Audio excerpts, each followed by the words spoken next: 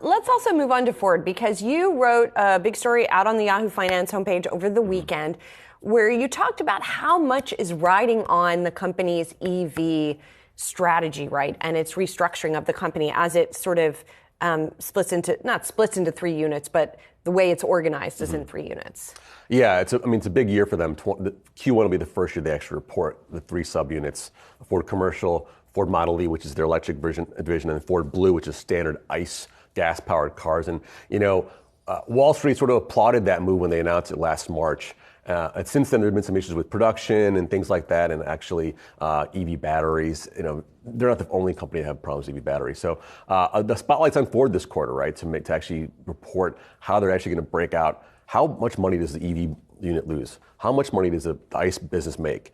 Can they actually normalize that over the span of the next 2-3 years? A lot of focus there on Farley there for that, for CEO Jim Farley, I'm sorry. So it is a big deal for them, and they're the only automaker doing that right now. So maybe we'll see others do that, split the businesses, show how they're actually profit and loss sort of numbers there. But yeah, it's a big quarter for them, for Jim Farley and company. And I was going to ask you whether there's any kind of optimism, like how do investors and analysts think he's going to be able to deliver? We were just showing the stock price chart.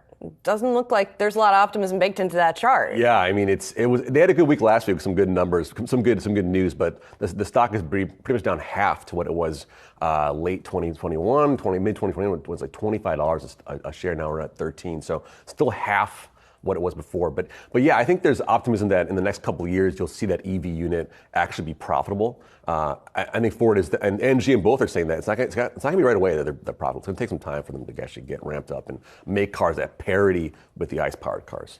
Interesting. All right, we'll be watching them, of course. And we're also going to do a deeper dive into the state of the auto sector with Cars and Bids founder Doug DeMuro. That's coming in the next hour. Pross will be back for that combo, and you don't want to miss it.